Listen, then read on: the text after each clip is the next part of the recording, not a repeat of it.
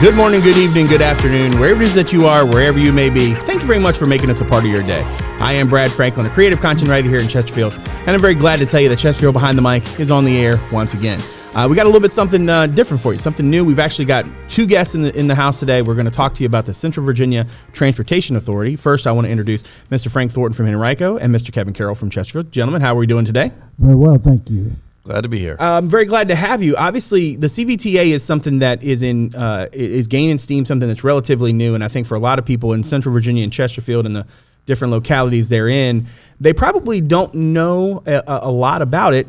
In part because it is new, but also too because it's a little bit of a different way to do transportation funding.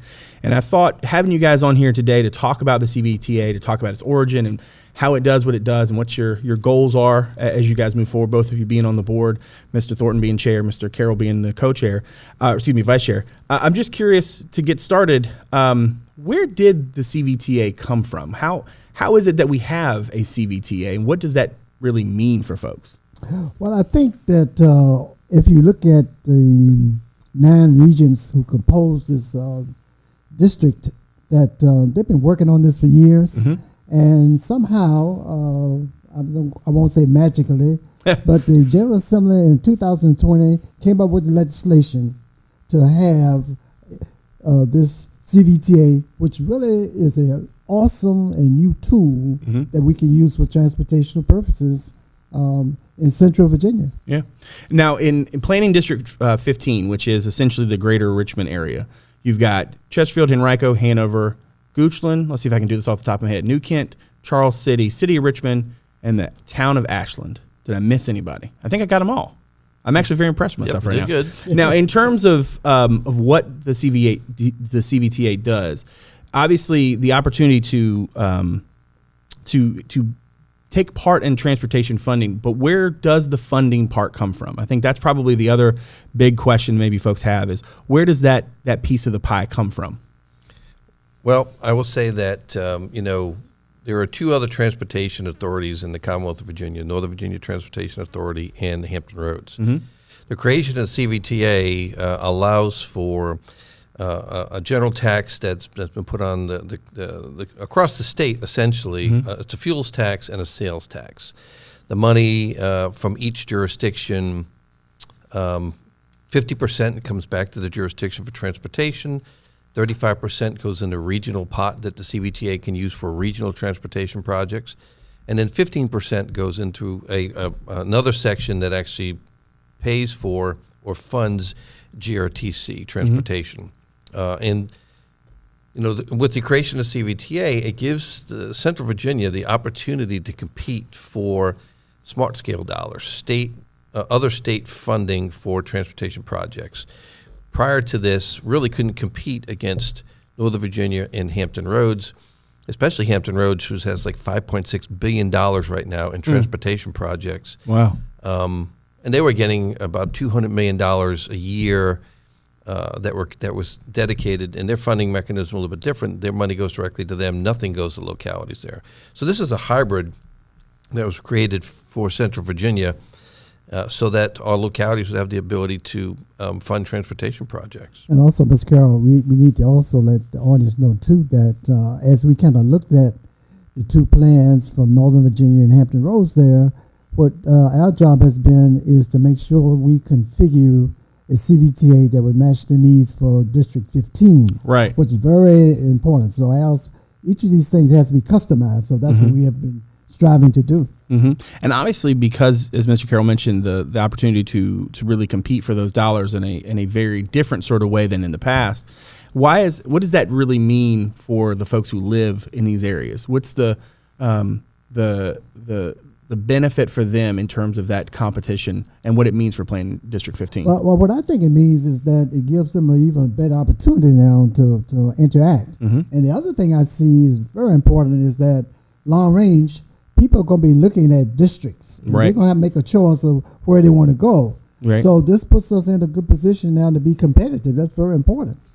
And obviously the district itself and the folks who comprise the Cbta, as we move forward in this and as it gets started, I believe the General Assembly approved it in 2020. Is that correct? Exactly. And those cents, they continue to add up.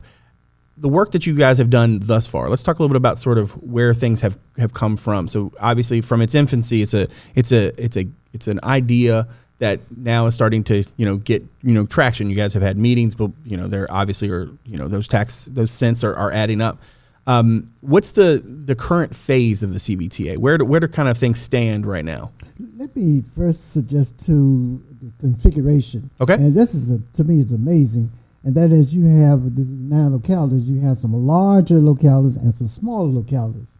So we also have challenges when you have things like this. And the big challenge is to make sure that we mesh and let all the localities know that they are part of a family. Mm-hmm. Very important. So right. That's one of the main things we have to do as part of our foundational thinking and putting things in place. Would you say that, Mr. Carroll? I do, and it's also important to know that we also have other people who serve on the CBTA outside of those 9 localities. For instance, we have several legislators, one from the Senate, one from the House. We have a member of the Commonwealth Transportation Board that serves, a member who represents GRTC, and not all members are voting members. There are other members outside of that, for example, that are members at large. They can come to meetings and give input, but when it comes to actual voting. And then the other thing that's interesting about this is that there's the way the votes work, it's weighted voting. So depending on how big your jurisdiction is that's interesting. and what your population of your jurisdiction is, then you get more votes per se. And so this is why what this man has done is extremely important. Collegiality, and I'm going to use his word, of all of these political people to work together and to take the politics out of it and to look at it and say, we need to do what's best for the region. For the region, right. It's been phenomenal. And I credit Frank with his leadership on this because this came out of the ground, as he said, it was a baby coming out of the ground, and we've had to build it from the ground up. And we've probably worked better with all these people than I think ever before. And I think that's, I'm glad you said that because it's something else we want to share too. Sometimes we don't get credit for that, those of us in political domain, that actually this has shown us that we have right much collegiality among us and regional cooperation. And a lot of people may not know that. Right. And when you really think about it, all the members can also engage to work together even more fervently than they have in the past. Right. I do want to give credit though to Delegate McQuinn, who helped to kind of patron this bill. Very important. Okay? Yeah, because without that sort of support in the General Assembly, obviously something like this could not have happened. And now that it has, it certainly opens up a number of opportunities, as to your point about regional cooperation, because even though I would imagine someone who lives, let's say, upper part of Hanover, right? Why are they concerned with necessarily every specific project that happens in Chesterfield? They're probably not. But there are some bigger projects which, if you don't bring the whole group together, would seem to be impossible from a funding aspect. Have you guys seen those types of projects? Do you have those kind of ideas? Like what's in the pipeline, or at least in terms of the ideas? And I'm going to guess that's a confirmation there. We got a big list. When you were coming together to put this together, when the CBTA was sort of in its idea stage, were there specific projects that you said, we would love to be able to do X, but we need to do something else to get there? Well, I probably want to kid it from my lens. I think the most important thing that we had to do at the inception was making sure that family was together. Right. And that small and larger localities could mesh and meld together. Right. And so once we got everyone to buy into that, then I think there was an opportunity then for people to see that how can we work together to help A, B, C, D, and the other members there. Right. And I think that Mr. Carroll, you probably would attest, it fell right into the flow. It did. Historically, when you look at the population in Riker, Richmond, and Chesterfield, and Hanover being the big four, and certainly having like Chesterfield County, $4 billion in unfunded road projects. Right. So it's a lot of projects. But every other jurisdiction has their same project, whether they got a paving project, whether they got a sidewalk project, whatever it may be, it's important for them. Right. And so there could have been skepticism from people coming in to say, I don't know if this is going to work. Right. And I don't really know those people. I don't know if I can trust them.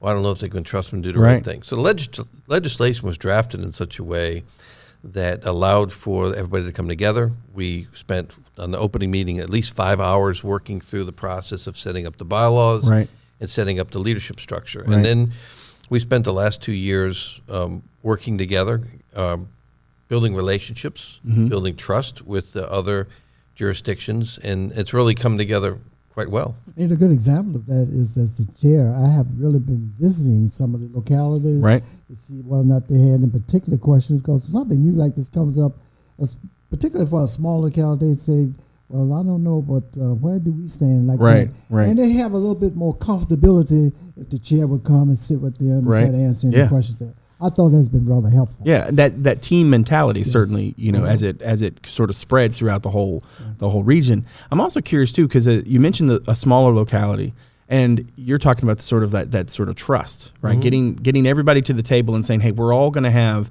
sort of the same objective. So a small locality, I could see thinking to themselves, why do I want to be a part of this bigger thing, right? Exactly. And at the same time, I can see other localities just looking at each other thinking, well, why do I want to not, then it's natural for competition purposes, right? To think like, why should I give up my chance to bring that money here versus over somewhere else? And I think what I'm hearing from you guys is the idea that, well, if you all go to the table together and to try to put together not just your ideas, but also certainly your needs and your objectives, that then the money that flows into it, can be better dispersed. And that certainly seems to be the way things have gone, especially when we get to Fall Line Trail, which I know is a project near and dear to both of your hearts. Yeah, one of our premium projects. But you really define what we've been trying to do. It's called teamwork. Right. And that has been, I think, the success of the region, all of it. What you said? Absolutely. And each person that comes to this with their staff, they bring a particular set of skills with them and a different perspective. And so when we have meetings, it's really great to see someone go, well, what about this? Right. What about this? Right. Or what about this? And so, because, let's face it, no one knows everything, right? No matter how smart anybody thinks they are, they're not that smart, right? So I might know this, and Frank might know this, right? And then someone else may know this, and bring that forward. And then, and then separately from this, we have a finance committee where I will say that Mayor Stoney has been the chair of the finance committee for the last 2 years. I think he's done a great job there for us. And Canova Peterson from Hanover has sat as the vice chair of the finance committee, and Carlos Brown from Commonwealth Transportation Board on finance. We're on finance, all five of us, and so. Again, all work together collectively to take a look at it. And so when Smart Scale comes up every 2 years for competition for state dollars. And so by having this pot of money into 35%, which is what we're going to be probably voting on here in the next couple of weeks, it allows us to, after we went through a painstaking process of setting up a prioritization process for all of the localities to submit their projects for consideration to then be submitted, for competitively for smart scale dollars. It gives us a bigger checkbook, so to speak, to say we need to try and get it some funded. It's going to score better if we give it more money for smart scale. The less money that they have to ask for, the better they're going to score.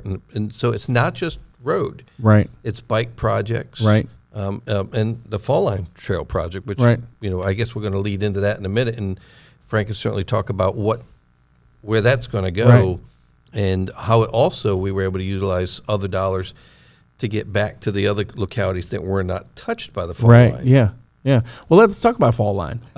When did the obviously that's a project that has been long in the making. But how was it that CBTA was able to play such a vital role in that? Well, it's a lot of people think that maybe if you're starting a new organization, you should have some type of priority project. That people will remember, and that it also represents the region. So the Fall Line Trail, which wasn't called that at first, we're talking about 143 miles, started from Ashland all the way down, and 43 miles, I think. 142? 43 miles. 43. I'm sorry. Yeah, 43 miles.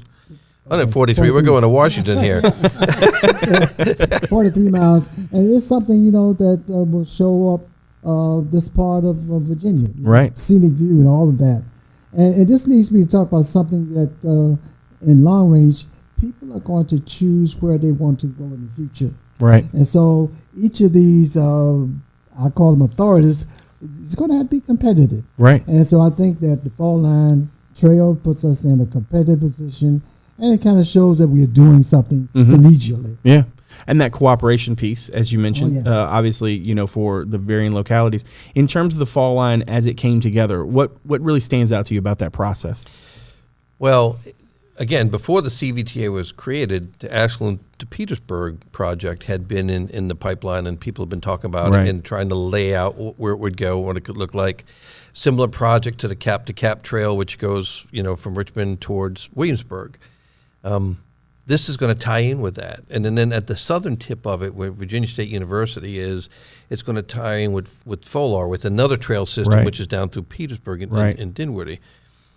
So it'll give people an opportunity to, one of the things people need to remember is people like to have fun.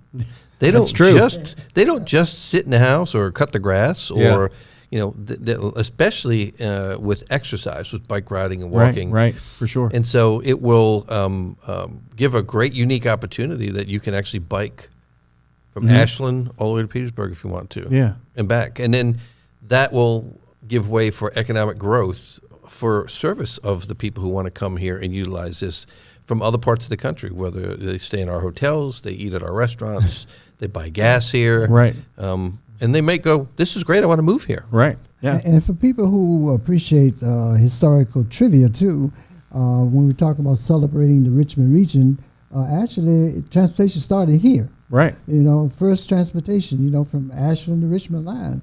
So, when you really think about it, we've always been a little bit avant-garde. And CVTA helps us to continue that effort. Yeah.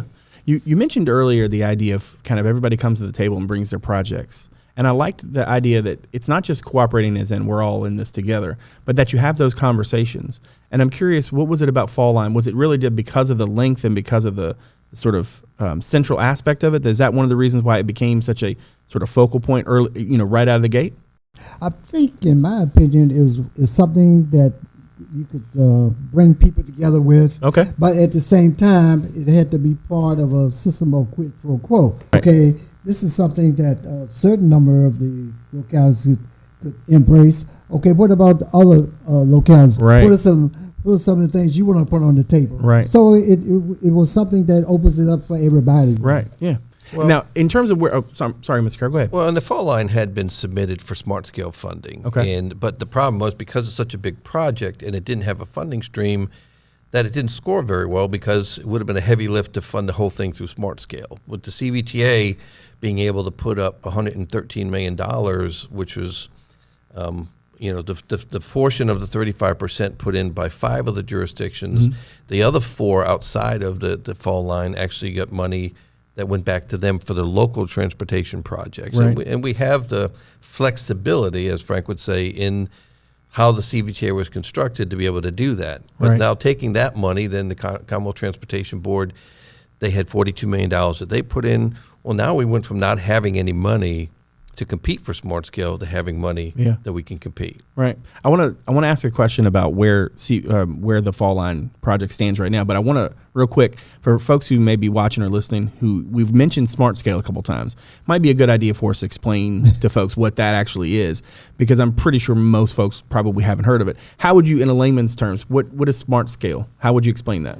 My explanation of that is that's a scale brought from the state side there that strives to look at various and sundry projects, and they ascribe a certain number to them, all of that. Right. And that's how things had been funded in the past. Right. And so I just think that now we have something in addition to that. Right. That's what I would say. So part of, like we did with the establishment of criteria that we would use to prioritize the projects, smart scale dollars, state dollars that come in through fuel sales that really drive that from across the state, they have a prioritization process in place as well. And some of the things they look at is, number one, is the project going to add to the benefit of the community? Is it going to add to commercial development, right? So is it a project that's going to bring is it going to service like an underserved community, for example? Right. So there's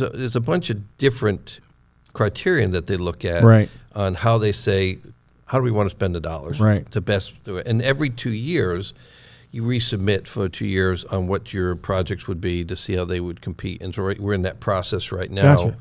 So so it was a process put in place by the state so that people could have a real tangible thing to look at and say, how are you spending the dollars? Right, right, yeah. Now that leads perfectly into my next question, which is where do things stand right now with Fall Line? Where are we in the grand scheme of where that project is going? As far as I know, we are probably, everything's in the pipeline, so everything's in tune for that. I haven't heard of anything. Just, it's smooth sailing as far as I know. Cool. So one of our other people who serve on this is a gentleman by the name of Shane Mann. Shane has been tasked by the state to lead the Fall Line Trail project on behalf of VDOT. Okay. And so there are we're finalizing the route because there was a slight change within how it would traverse through the city of Richmond. And then we're in the process of really the localities doing the design phase and what it's going to look like. And then, some of the sections have been already funded. As an example, the Full section, the lower section, actually got some federal dollars to help with that, I think, through Congressman McEachin.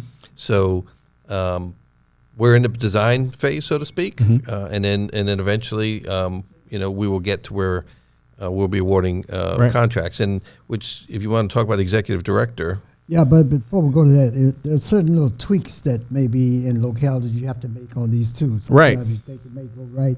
No, we got to go this side to the other side there. Well, and some of the land, for example, may not have been, even though we've designed a right-of-way where we think it should go, some of the land may have not been acquired yet, so we have to talk with landowners and make purchases and make sure we have the designated right-of-ways. Right. So if Fall Line was a meal, the ingredients are getting to the table, or to the kitchen to start making the actual meal. But we don't know yet what time we can all eat. Is that a good way to frame it? We would say, as a good way to say, well, your meal is coming. It's on its way. I like it. Well, and in the case of Ashland, the appetizer has been served because That's they true. already have a section of it that they've constructed. That's right. So the folks, the folks in Ashland already had their cheese fries or however you want to frame it. I want to close with a chance for you both to talk about just sort of why this is such a prominent moment for not just Fall Line, but for what Fall Line means to the CBTA and what CBTA means to Central Virginia, but the whole package. Why is this such a big moment in your opinion? Mr. Thornton, I'll start with you. Well, I think it's always good to have the signature project. Right. And Fall Line is that. And I did want to mention, too, about the executive directors in the pipeline, too. That's very important. But I'm excited because we have this new tool called the Cbta. Right. And we've never had that before. And there is a statement, no wine before it's time. Yeah. So look like now for us in Central Virginia, we have arrived and we're going to let people know that we exist. And that's one of the reasons for this podcast. Yeah. Mr. Grohl, how would you say it? So, what have you ever seen Henrico and Chesterfield do a podcast together? Do you know, I've had like several different opportunities to make a joke about that. And I thought, maybe I'll just keep that one to myself. So I appreciate you doing it for me. So the point when you talk about regional cooperation, relationship building, one of the takeaways for me is the opportunity to get to meet and talk and learn about all the other people who serve with us, to get to know them on a personal level. Right.